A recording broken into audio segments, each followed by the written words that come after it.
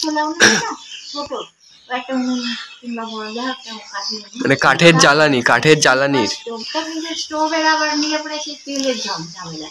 সবাই এসে কি কোথা দিয়ে কে তেল নিয়ে আসবে না আসবে। এমনি তোমার এখানে কঞ্চি টঞ্চি আছে কাঠের একটা? কিছু সেটা সম্ভব না, যতদিন না এই গ্যাসের ব্যবস্থা হচ্ছে ততদিনের জন্য তো চলবে, নাহলে পরে খুব কষ্ট করবে এখন। গ্যাসটা ফুরিয়েছে কতদিন আগে দিদি? আমি তো আগের বারও এসে দেখলাম গ্যাস আছে। ইয়েতে গেলাম না কলকাতায়, তার আগেই শেষ হয়ে গেছে। কলকাতায় গেছিলে মাঝে? কে নিয়ে গেছিল? ওই তখন নিয়ে গেছিল, তখন আর একজনকে যেন সঙ্গে ছিল। কি করতে গেছিল দিদি? গান গাওয়ার জন্য প্রোগ্রাম। কিসের প্রোগ্রাম ছিল? কোন অনুষ্ঠানের? মানে কালী পুজো, দুর্গা পুজো, জগদ্ধাত্রী পুজো? জগদ্ধাত্রী। আচ্ছা, কি কটা গান গেয়েছিল ওখানে? ওখানে গিয়ে দুটো কি তিনটে? কি কি গান গেয়েছিল একটু গাইতে হবে না যদি একটু মুখে বল? হ্যাঁ, আমরা ডুয়েট গেয়েছি, আমি গেয়েছি আর হচ্ছে কুমার গৌরব। হ্যাঁ, আর দুজনে মিলে স্টেজে গেছি। ওখানে হোটেলে শিফট করেছিল, হোটেল থেকে ওখানে নিয়ে গেছিল। রাত ছিল ওখানে না দিনের দিন গিয়ে চলে এসেছিলে? হ্যাঁ, একই দিনের জন্য, মানে তারপরের দিন চলে আসছে। মানে ওখানে এক রাত ছিলে তাই তো? হ্যাঁ, হোটেলে এক রাত থাকতে। আচ্ছা, আর ওখানে হোটেল থেকে তারপরে স্টেজে নিয়ে গেছি। আচ্ছা, কিরকম কি পে করেছিল আপনাকে, মানে টাকা পয়সা? ওখান থেকে আমার ক্যাশ দিচ্ছে সেরকম কিছু দেখায়নি। ক্যাশ দেয়নি আপনাকে? ওখান থেকে ডাইরেক্ট কোনো ক্যাশ দেয়নি বা স্টেজে দেয়নি। ওখানে টাকা দেয়নি? মানে গান গাওয়ার জন্য পরে আপনাকে 1600 টাকা দেওয়া হয়েছিল? ওটা আমার মাসি এনে দিয়েছিল। মাসি আসতো তখন দরকার হলে মাছ বিক্রি করেও মাসি টাকা দিত। ঠিক আছে, সেটা মাসি পরিশ্রম নিজেও করতো, আমাকে দিয়েও পরিশ্রম করতো, ঘরেও কাজ। তাহলে ওটা তো মনে হয় মাসি নিজের থেকে দিয়েছে। হ্যাঁ, কিন্তু কলকাতা থেকে কোনো টাকা দেয়নি? টাকা দেয়নি।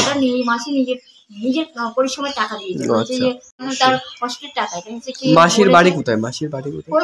কলকাতায় থাকে। আর মাসির নাম কি? শান্ত। উনি আপনার কোন সম্পর্কের মাসি? আপন মাসি না নিজের মাসি? আচ্ছা আচ্ছা। তা আপনি কলকাতায় গিয়ে মানে কিরকম কি, মানে আপনাকে কিরকম কি অতিথি আপ্যায়নের দিক থেকে কিরকম কি করেছিল ওনারা যারা আপনাকে ডেকেছিল? ওটা যখন স্টেজে নিয়ে গেছে তখন যেমনটা হয় সেরকম দেখিয়েছিল।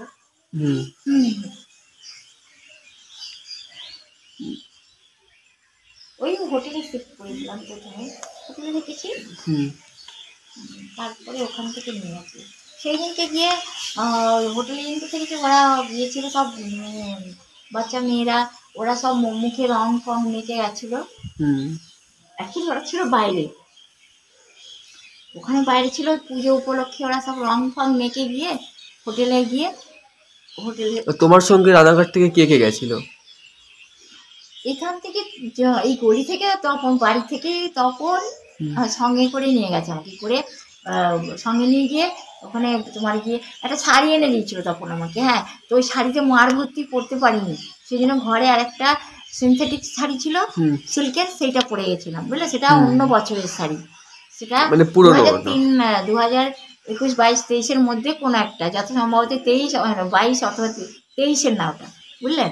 ওই রকম শাড়ি একটা ঘরে পরে, ঘরে ছিল অনেকদিন, ওটা পরে আমি গেছি।